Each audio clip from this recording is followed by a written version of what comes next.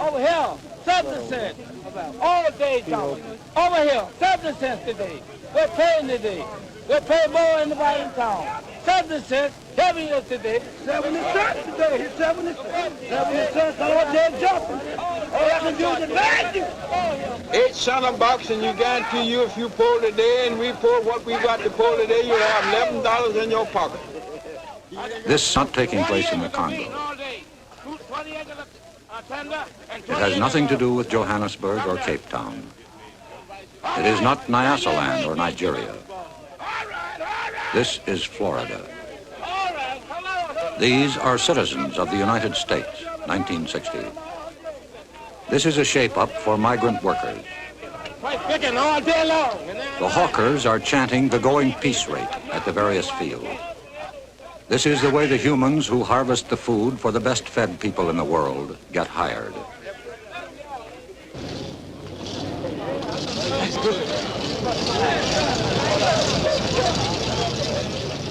One farmer looked at this and said, "We used to own our slaves. Now we just rent them." The Secretary of Labor looked at the migrant plight and said, I think they're the great mass of what I've called the excluded Americans.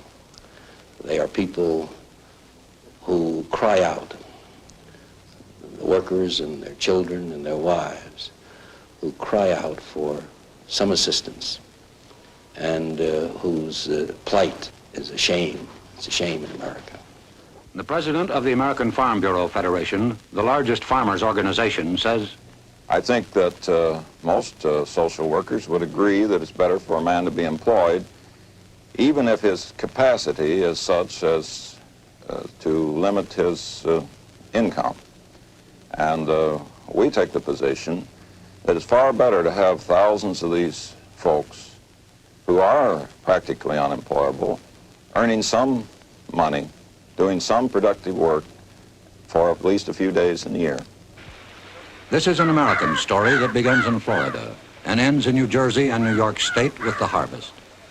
It is a 1960 Grapes of Wrath that begins at the Mexican border in California and ends in Oregon and Washington. It is the story of men and women and children who work 136 days of the year and average $900 a year. They travel in buses. They ride trucks. They follow the sun. Well, I don't know. It don't look like we'll ever get ahead. I guess we'll just have to keep going till we can find something better. A minister named Cassidy, who works with them, says, they are just as bad as the slaves. Only on name they are not a slave, but in the way they are treated, they are worse than a slave. And somebody has to make thousands of dollars out of his sweat. Is that a slave or not? They are the migrants, workers in the sweatshops of the soil, the harvest of shame.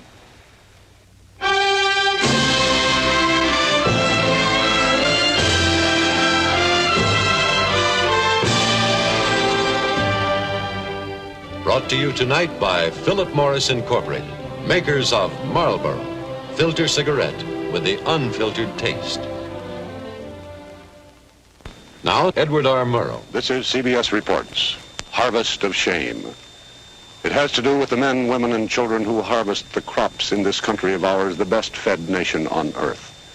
These are the forgotten people, the underprotected, the undereducated, the underclothed, the underfed.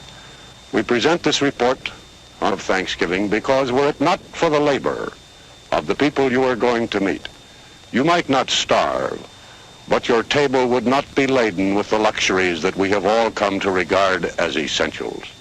We should like you to meet some of your fellow citizens who harvest the food for the best-fed nation on earth. David Lowe talks to Mrs. Doby, 34 years old, mother of 9 children. Mrs. Doby, what things do you pick up north? We pick strawberries and cherries.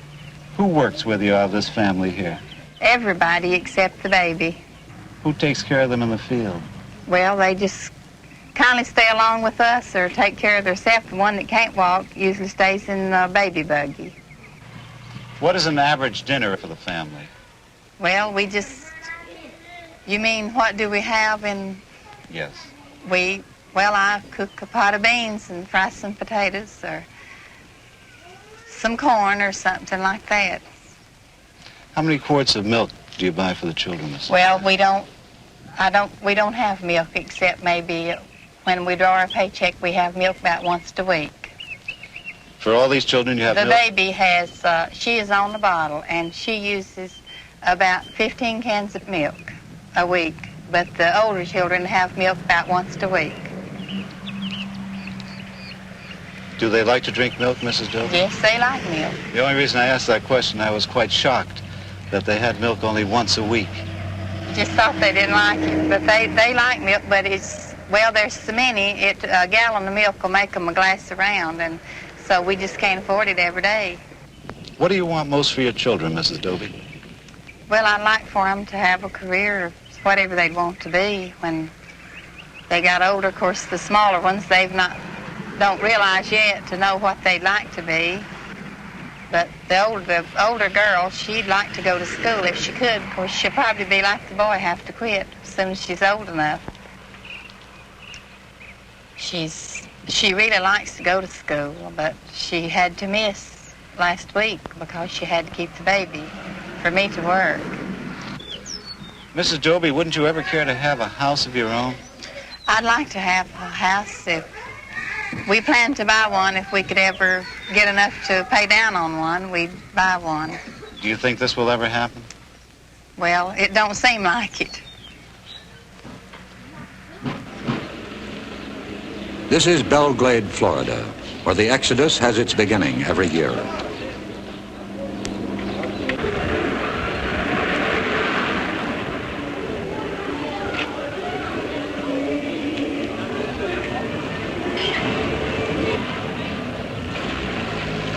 The migrants call it their home, what the circus people call their winter quarters, their Sarasota.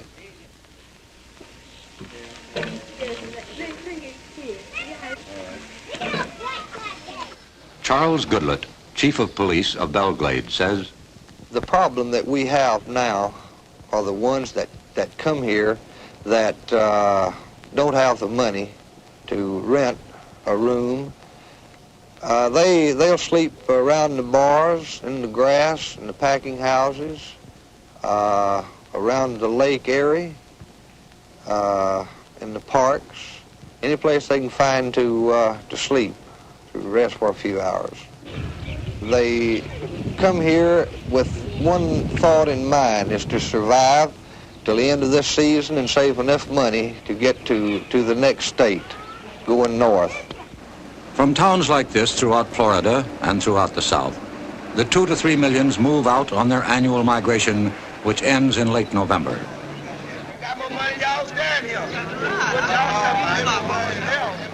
They carry with them whatever little they possess, whatever little they are. At the Okeechobee labor camp, while families were preparing to move north, there was still some work in the bean fields. Children, as usual, were left to fend for themselves. Jerome, how old are you? 9. 9. Do you go to school? Yes. Where do you go to school, Jerome? At the Okeechobee Elementary School. I see. What is your sister's name? Lois. That's Lois. And what are your other sisters' names? Catherine. And Beulah. Catherine and Beulah. What happened to your foot, Jerome? Dig a nail in out there by the wash house. So you drove a nail in out by the wash house. What did your mother do for that? She put some alcohol on it. Where do you sleep, Jerome? In his bed. You have this big bed? Yes. What happened? How did you get that hole in that bed there, Jerome? The rats. The what? Rats. Now, Jerome, you are taking care of Kathy, of Beulah, and Lois. Yes. Now, are you going to give them lunch today? Yes. What are you going to feed them? I don't know. Do you have any food here to give them? Yes. I see. What time does your mother come home? I don't know. The following day, Aline King, the mother of Jerome, Kathy, Lois, and Beulah, again was picking beans. Aileen King, I saw your children yesterday at the Okeechobee camp. Why didn't you put them in the nursery? I don't make enough to pay for it. How much does it cost to put them in? 85 cents. 85 cents. That's right. Aileen, what time did you come out the field this morning? 6 o'clock. What time would you get home? About 3:30, 4 o'clock. 6 this morning to 4 o'clock this afternoon. That's right. How much did you earn? $1. $1? That's right. $1. Is that because the beans were of poor quality? That's right. Has this happened before? That's right. How much will your food cost you today? About $2. Aileen, how old are you? 29. How many children do you have? 14. How old were you when you first started working in the fields? 8. You've been working 21 years in the fields? That's right. Aileen, do you ever think you'll be able to get out of this kind of work? No, sir.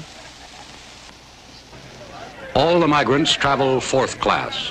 If there is a privileged class, they ride in their own jalopy, in the best Jode family tradition.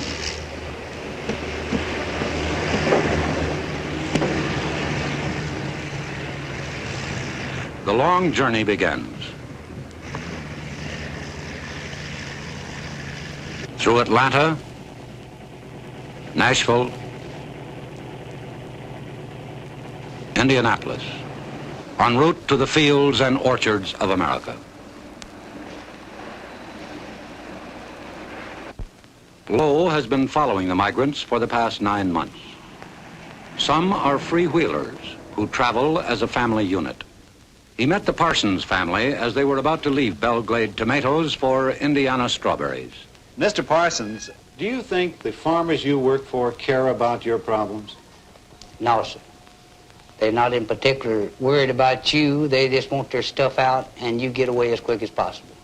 Would you say that you're welcomed when you're needed? Well, that is the only time that you are welcome, is when they are needing you. They're friendly and everything, but once they're done with you, well, they'd rather for you to move. Did they ever ask you to leave their places? Oh, yeah. They tell you if you're finishing up like tomorrow, well, they had rather for you to be out and gone in about 3 days, and that way it'll cut down on their electric bills and all of the other stuff. What do you want most in this world for you and your family? I'd like for my family to be well, stay together as much as possible. I'd like to be on a farm somewhere out away from so many people, to where they could attend one church and be interested mostly in one school, and that way I believe they'd all be better satisfied. Mr. Parsons, do you think this will ever happen? Not at the rate that I'm going now, no. Most of them ride 1,500 to 2,000 miles to work in vehicles owned by crew leaders who recruit the workers for the migration north. This is the Roach family looking for work. Mr. Roach, how did you happen to come to this place? Well, I came to Augusta, and I was talking to some people, and they told me to come on down to Waycross, that it was a lot smarter work around Waycross, see? Well, how many miles have you been traveling looking for work so far? About 1,600 and something. Mr. Roach, where did you spend the night last night with your family? Over in the woods. Pulled off on the side of the road, a little dirt road and slept in the woods outside the car. May I ask you, sir, what did you have for dinner and your family last night? Well, we had bologna sausage and loaf bread. That isn't very good food for a growing family, is it? Well, we made on it. How much money do you have in the world right at this moment? I only have about $1.45. Well, what do you intend to do about food for your family today? Well, I've always worked and I always figured I could get work. I had never been where I couldn't get a little something to do. The vegetables the migrants picked yesterday moved north swiftly on rails.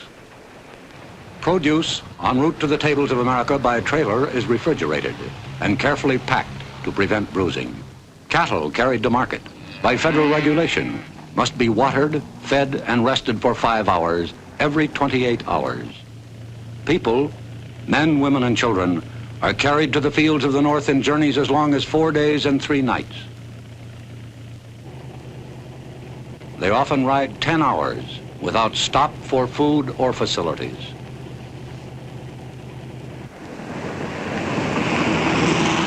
The first stop is normally at Yulee, Florida, 1 mile from the Georgia border, a checkpoint for farm labor leaving the state.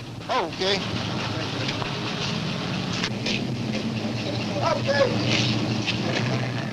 There are other stops. Kingsland, Georgia, for bread and sandwich meats. Darien, Georgia, for facilities.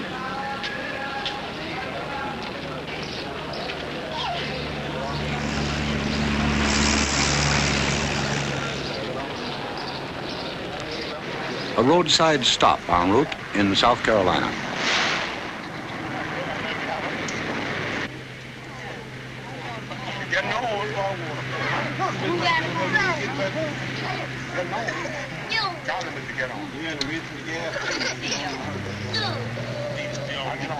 One 1,000 miles north of Belgrade, Florida, by way of U.S. Route 17 and 301, through Jacksonville, Savannah, Charleston, Wilmington, and New Bern, is Elizabeth City, North Carolina, a bean stop, good for 6 weeks' work. This camp was home for 40 days for the families of Tom Lockett's crew, now 30 hours out of Belgrade. Miss Blakely, how many years have you been working in agriculture, in the fields? Oh, practically all of my life. I haven't did no other work much but in the field all of my life. I raised all my kids working in the field. I noticed that there's some straw over there. What is that for? Well, that was the straw they brought for the people to sleep on. Well, weren't mattresses supplied here? They used to be, but they ain't now. Mrs. Blakely, where is the water supply over here? That's it right there. For how many people? For this and that over yonder, they all use the same. And how many bathrooms are there here? Now. Where do you use the bathroom? Where are the facilities? Don't have one. We use our tin tubes. Mrs. Brown, how did the children fare on the journey up north? Well, they got kind of fretful, and got so riding, handling them. But we made it. Miss Brown, may I ask how old you are? I'm 37.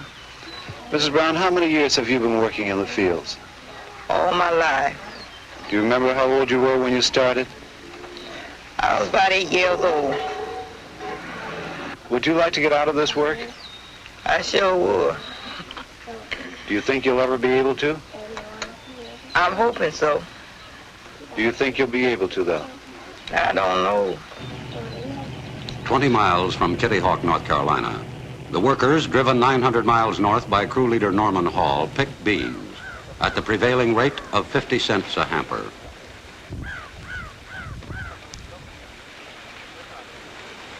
Lunch is not a picnic, whether brought from the labor camp or purchased at the open-air kitchen, or in a bottle, heated by the rays of the sun.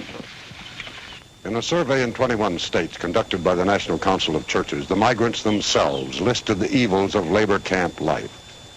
Bad housing, flies, mosquitoes, dirty beds and mattresses, unsanitary toilets, and lack of hot water for bathing. One employer of hundreds of migrant laborers was asked, are they happy people? Well, I guess they got a little gypsy in their blood. They just like it. A lot of them wouldn't do anything else. A lot of them don't know any different. That's all they want to do. They love it. They love to go from place to place. They don't have a worry in the world. They're happier than we are. Today, they eat. Tomorrow, they don't worry about. They're the happiest race of people on earth. Mr. Jones, do you think that the migratory laborer makes a living wage? They make a poor living. In other words, sometimes it's just like the farmer. Sometimes when things are good, when the yields are good and they can make good money, they make a good living. But take year in and year out from different seasons, different sections of the country, I'd say no, they make a poor living. There are days when beans are not ready for harvest. and that's one more day with no income. Ed King, a crew leader, hauled his workers to this camp at Powell's Landing, Virginia, where they worked 5 weeks pulling corn and picking beans. And when the fields have been stripped in North Carolina and Virginia, the trucks and buses again move north.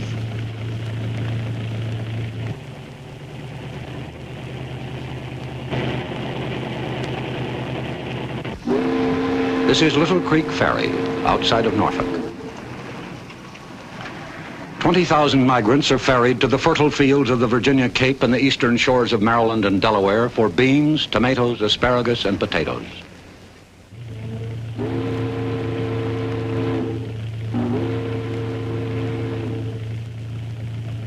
For one crew, hardship was climaxed by disaster, the death of a migrant.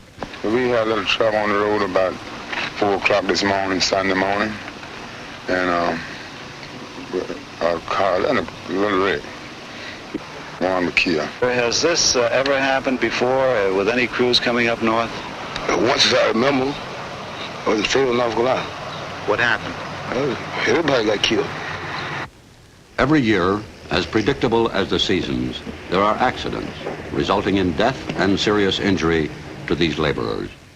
On June 6, 1957, at the intersection of U.S. Route 301 and State Highway 102, 9 miles from Fayetteville, North Carolina, 21 migrants were killed, 17 males, 3 females, and the baby boy. The police report stated one of the causes of the high loss of life was the packaging of the occupants of the truck. Today, only 6 states have laws providing for the safe transportation of migrants within their borders. The state of North Carolina is not one of the 6. Secretary of Labor Mitchell. Hardly a year goes by that we don't read in the paper of some very serious accident where sometimes a dozen or more people have been killed purely because there is no interstate standard with regard to safety. Another complication of the migrant stream is the constant flow of foreign workers into the available pool of domestic workers. Hundreds of thousands of Mexican braceros and thousands of offshore laborers from the Caribbean area, hired by contract, depress the wage scale of the domestic migrant. This controversy is most bitter on the West Coast. Joseph Woods, a Marine combat veteran of the Pacific, competes against the braceros. Lowe talked to the Woods family under a tree, which was their home in California.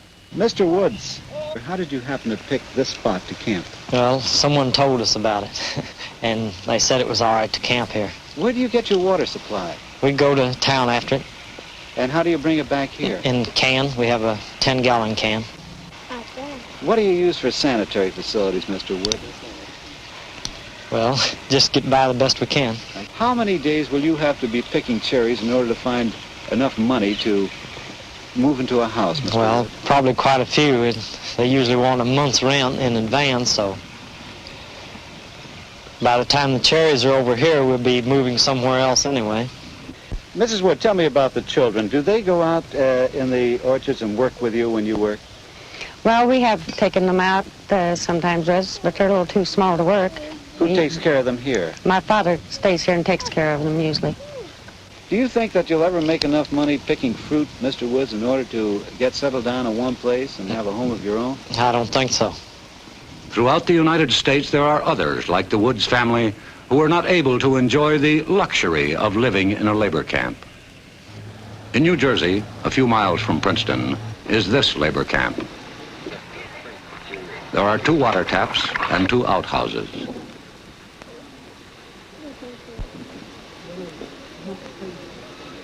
Families live in one room, usually in one bed. The single men live in the bull pit.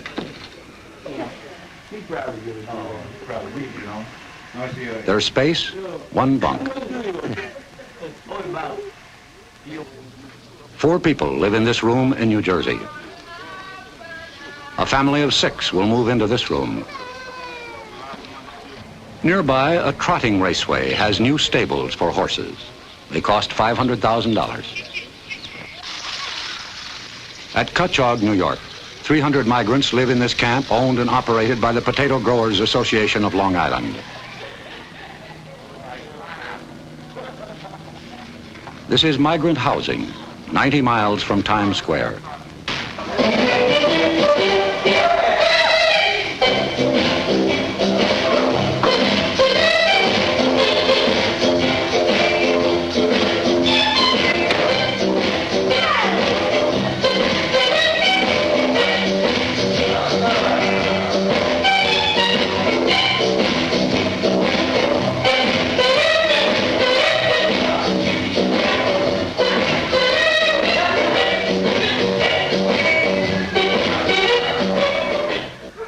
Some have tried to leave the endless migratory stream. Wherever this happens, the local slum areas expand. This is Riverhead, Long Island, New York.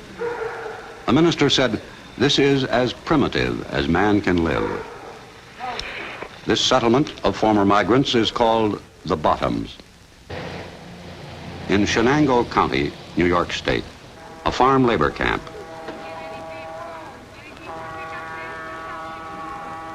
The ultimate goal of Ed King's crew, 1,257 miles from Belglade.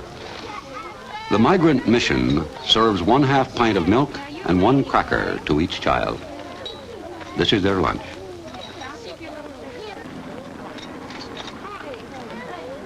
Their parents eat lunch in the field, sometimes 75 miles away.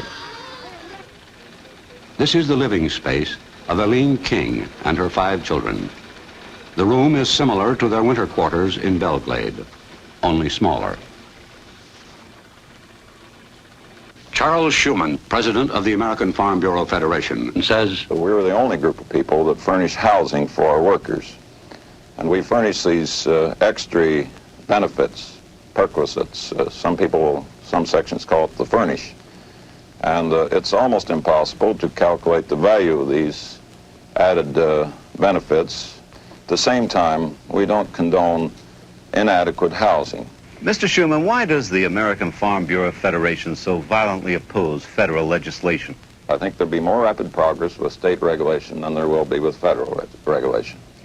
We think that federal legislation will follow the route that almost all federal legislation does, of additional and more stringent and more regulations with more and more red tape, and more cutting to a certain pattern all over the country. In effect, it would probably rule out the use of migrant labor very quickly. the middleman between the farmer and the migrant is the crew leader, a remnant of the padrone system in wide use 60 years ago. Ed King, a crew leader, says, "Well, a crew leader, he have to, in a way, he have to be the father and mother and all when he takes this crew out, because the whole crew will mostly be dependent direct on him." Reverend Michael Cassidy, who travels with the migrants, says, Well, some of the crew leaders, they are good, but the majority of them, they are bad. They are so bad that they are the worst that they can be. They're trying to skin alive these migrants. They take every dime they make. They try every scheme is possible. For instance, they pay the owner, the grower, pay them 45 cents to pick a crate of tomatoes. And then they turn around, they pay the labor 12 cents at the most.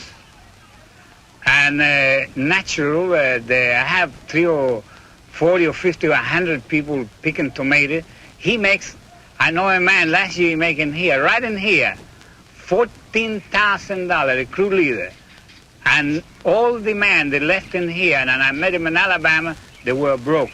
They didn't have a dime because they didn't make the money themselves. Everyone who knows anything about this situation agrees that the best hope for the future of the migrants lies in the education of their children. But for the children of migrants, education is not easy to come by. There are 600,000 of them. Most state child labor laws ignore farm children. And so far as the children of migrants are concerned, almost without exception, they leave school at the age of 16 forever. The United States Office of Education reports that the migratory workers have the highest rate of illiteracy in the country. Approximately 1 out of every 500 children whose parents are still migrant laborers finishes grade school. Approximately 1 out of every 5,000 ever finishes high school. And there is no case upon the record of the child of a migrant laborer ever receiving a college diploma. Only 6 states have summer schools for migrants. The New Jersey School Center is at Cranberry. Laura, how old are you? 11, 11. What grade are you in? in the 6th. 6th grade. Do you intend to go to high school, Laura? Yeah.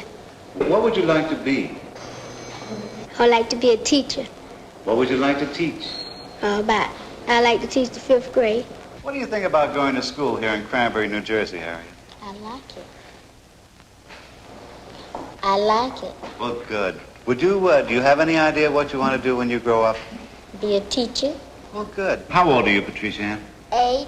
What grade? 9. What grade are you in? 4. Do you have any idea what you want to be when you grow up? Yeah. What's that? A nurse. Otis, what would you like to do when you grow up? Be a doctor. You going to be a doctor? Yes. What kind of a doctor, do you know? I think I'd rather be a dentist. A dentist? Cure teeth. Mrs. Christine Shack, their teacher, was asked about her pupils. Mrs. Shack, do your pupils, who are, most of them, children of migrant families, are they anxious to get an education? Terribly anxious, even more so than the child in the normal school year. Do they get any help from their parents as far as schoolwork is concerned?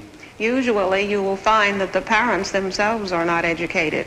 When we go out to enroll the children, oftentimes the parent will make an X and the person interviewing will have to sign it in order to get permission for the child to be enrolled in school.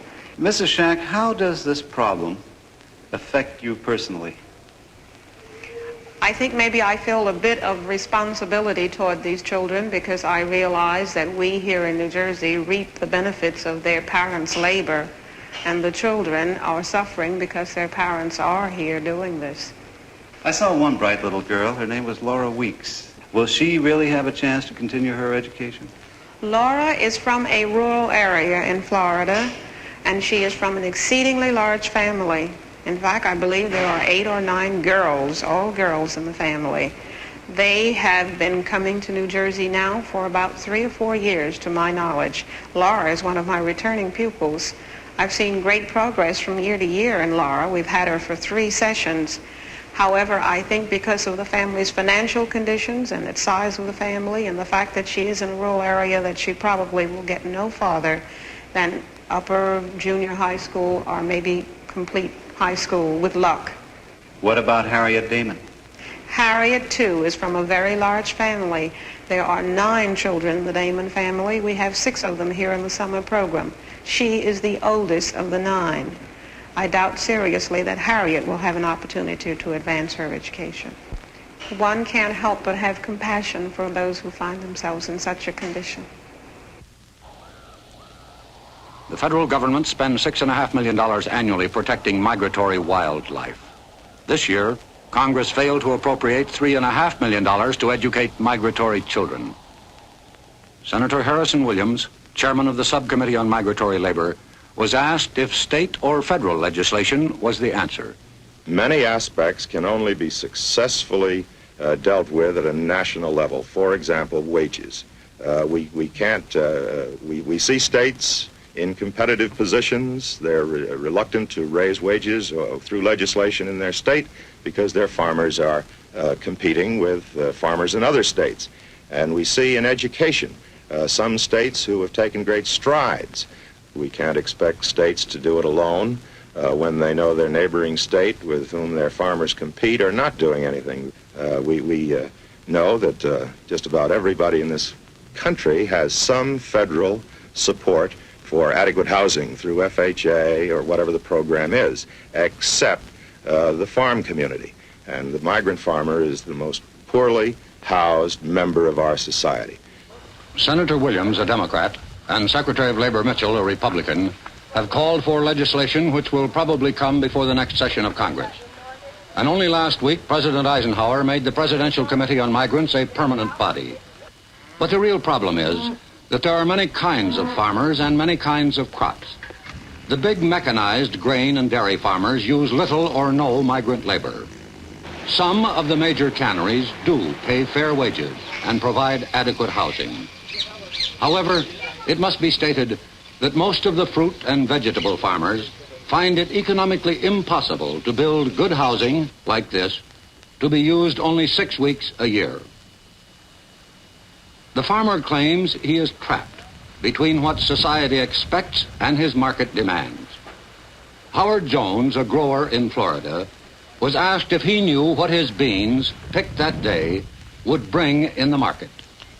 Well, you can't tell from one day to another. Some days you'll go down there and you'll get $5, and I've seen them drop to $1.50 the next day. Or one day they'll be $3, and the next day they might be $2, or one day they'll be $2, and the next day they could be $4. Who sets your price? Well, that's what we're all trying to figure out. Everybody, I don't know the answer, but the chains seem to have more to do with setting the prices than anyone else. It's too much difference between the price that they're paying the farmers all over the country. And we've thought about trying to get somebody to investigate it, some of the congressmen, the senators, but you go up there to Washington, we had a group of boys go up there here a couple of years ago. They gave them a runaround. Agriculture Department, they all give them a runaround. We believe that those chains have lobbyists in Washington, and they're going to do pretty well as what they please. Mr. Mitchell, some of the growers have told us that the chain stores fix the prices, and they cannot meet those prices if they pay their labor a higher wage. What about that? Well, I wonder if that's a very valid argument. That might be said of many other industries. It might be said, for example, of the garment industry, and I've heard it alleged that retailers dictate to the manufacturer the price they will pay for a garment, and in effect say, you produce the garment at that price no matter what it takes to produce it. However, the garment worker in this country fares very well in terms of standard of living, due in large measure to the efforts of people like Mr. Potofsky and Mr. Davinsky of the ILGWU and the Amalgamated Clothing Workers and others who have taken what was a very substandard industry not so long ago, 1911, the Great Fire in New York. Today, these workers are thriving members of the community.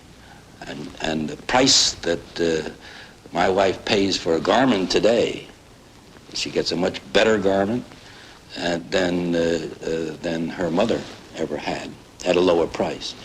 So this argument that the farmer has to meet the dictation of the chain store leaves me rather cold.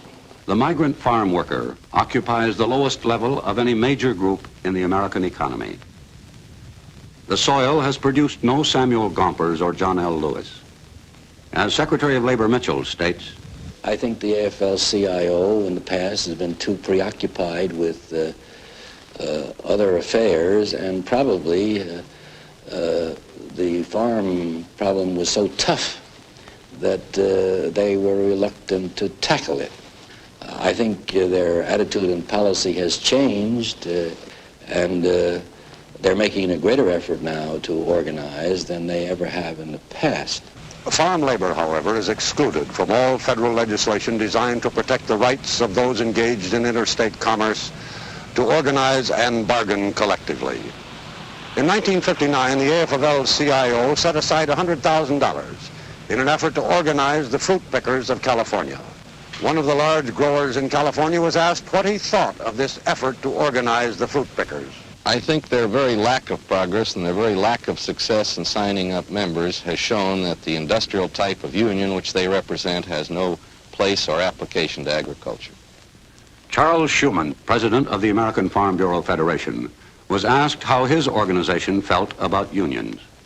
I think that the agricultural worker needs to have the right to change jobs, freedom to move about, freedom to quit if he doesn't like it, freedom to protest, freedom to negotiate, or they are organized, but the right to strike at the time of harvest ought to be regulated in some manner. The AFL-CIO Organizing Committee in California thinks differently. Earlier this year, they called a strike meeting of cherry pickers in Stockton. Always on the go for a winter steak in summer, and the pay has been too low. A meeting reminiscent of the days of auto and steel organizing in the 30s. We must stand as one or fail. Keep your hand upon the dollar and the dime for every pail.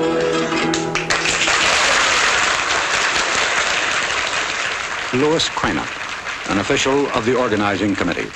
Your negotiating committee met with cherry industry representatives for the first time in the history of agriculture. They set a minimum of 110 per 16-quart bucket for good and average picking. Now, some contractors and growers will try to beat down that minimum price. They'll say that they can't afford to pay 110 a bucket for the big crop, that they're squeezed, that the Chrysler Imperial needs fixing, or Junior's Thunderbird is on the blink. Now it's up to you and the rest of the pickers. It's your program. It represents united action. Sure, you can get a job, but if you can't live on what you make, what good is the job? You make about $5 or $10 today, and tomorrow you just looking for a job and stay on the street looking for a job. You don't got no job another day. And what do the local people supposed to do? We live anywhere, in a tent, under a shade tree, under a river bridge. We drink water out of a creek or anywhere we can get it. 5 or 6 families drink out of one cup, a tin can, or anything else. We're to blame. We tolerate that stuff. If we stick together and say we won't do it, we won't pick your cherries until you give us some restrooms in the field for the ladies, some for the men, and some water fit to drink, we won't pick them. We'd get them. The fruits of the earth must be harvested to feed and sustain mankind. What have you to show for picking since the harvest has begun? We have barely made expenses, but we've set a going scale. Keep your hand upon the dollar and a dime for every pail. The question posed by thoughtful men is, must the 2 to 3 million migrants who help feed their fellow Americans work, travel, and live under conditions that wrong the dignity of man? Howard Van Smith, awarded a Pulitzer Prize for his series of articles on migrant labor in the Miami News, says this. I knew next to nothing of the migrant situation 4 to 5 years ago. I knew there were migrant camps, but a migrant was just a person who worked in a farm to me. After seeing what I have, I am sure that I will devote the rest of my life to doing what little I can to help solve this problem. Secretary of Labor James Mitchell says, I feel sad. I feel sad because I think that it's a blot on my conscience as well as the conscience of all of us who are, whom society has treated a little more favorably than these people. They have no voice in the legislative halls. They certainly have no voice in Congress. And their employers do have a voice.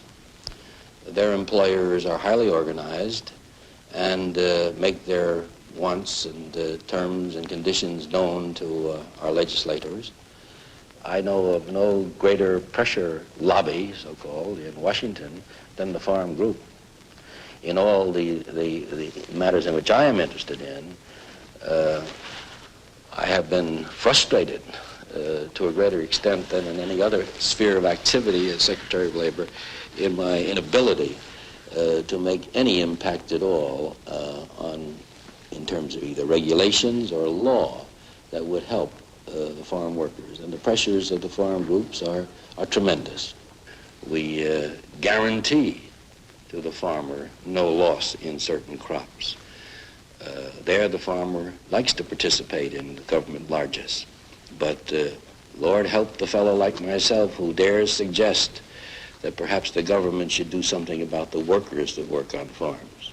It seems to me that in our kind of a country, we no longer quarrel with the idea that a man is worthy of his hire, a fair day's work for a fair day's pay. After all, the employers of this country, as indeed the workers, are part of our way of life, and it's morally wrong, it seems to me, for any man, any employer, to exploit his workers. In this day and age, I don't think we should tolerate it. As a citizen, in or out of this office, I propose to continue to raise my voice until the country recognizes that it has an obligation to do something for them. And while men of goodwill seek to right injustice, the migrant, the lonely wanderer, the outcast, is trapped in the stream.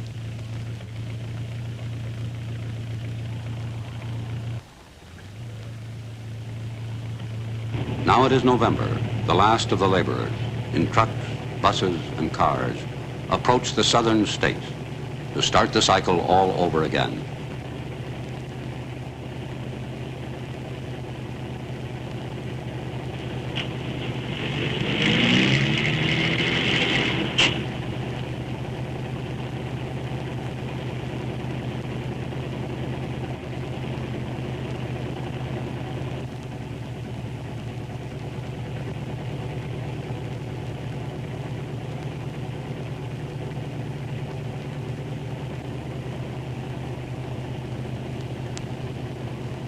The Sunshine State welcomes them back.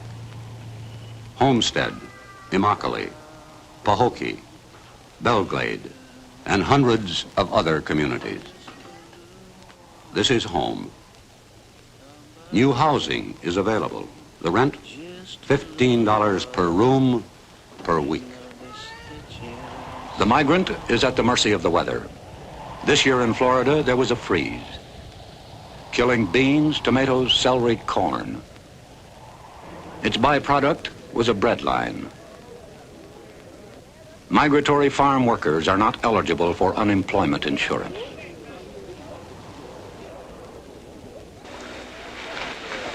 This happened in the United States in 1960. A line of humans waiting for a ration of tinned goods, milk and bread.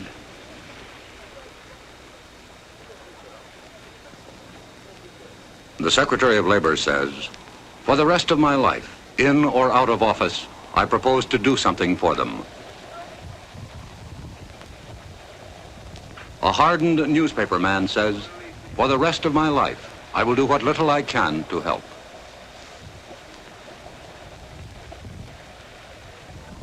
But perhaps Julian Griggs, a chaplain for the migrants, speaks for all of us. Is it possible to have love without justice? Is it possible that we think too much in terms of charity, in terms of Thanksgiving Day baskets, in terms of Christmas baskets, and not in terms enough of eliminating poverty? The migrants are back in Belglade, winter quarters, after months of travel and work. One said he brought back $1.65, another said $6. Another said we broke even. We were broke when we left, broke when we got back. We asked them what they thought they could do to help themselves, and they said nothing. What can we do? Last week, a presidential committee made up of the Secretaries of Labor, Agriculture, Interior, and Health, Welfare, and Education made certain recommendations regarding the migrants. Here are some of them. Extend child labor laws to cover agricultural workers. Eliminate residence requirements so that migrants will be eligible for health, education, and welfare programs. A federal law requiring crew leaders to register, thus protecting migrants from exploitation. Extension of workmen's compensation laws to agriculture. New housing regulations. States to pay local school boards for the education of migrant children. There will, of course, be opposition to these recommendations. Too much government interference, too expensive, socialism. Similar proposals have been made before. In fact, 150 different attempts have been made in Congress to do something about the plight of the migrants. All except one has failed. The migrants have no lobby. Only an enlightened, aroused, and perhaps angered public opinion can do anything about the migrants. The people you have seen have the strength to harvest your fruit and vegetables. They do not have the strength to influence legislation. Maybe we do. Good night and good luck.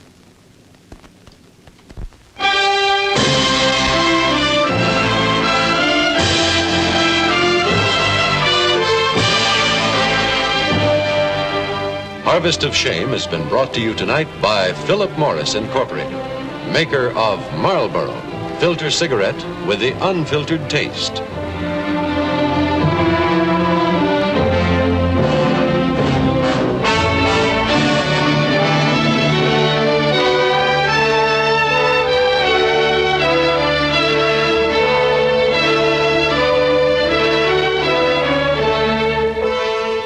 CBS Reports, Harvest of Shame, was filmed and edited by the staff of CBS Reports under the supervision and control of CBS News.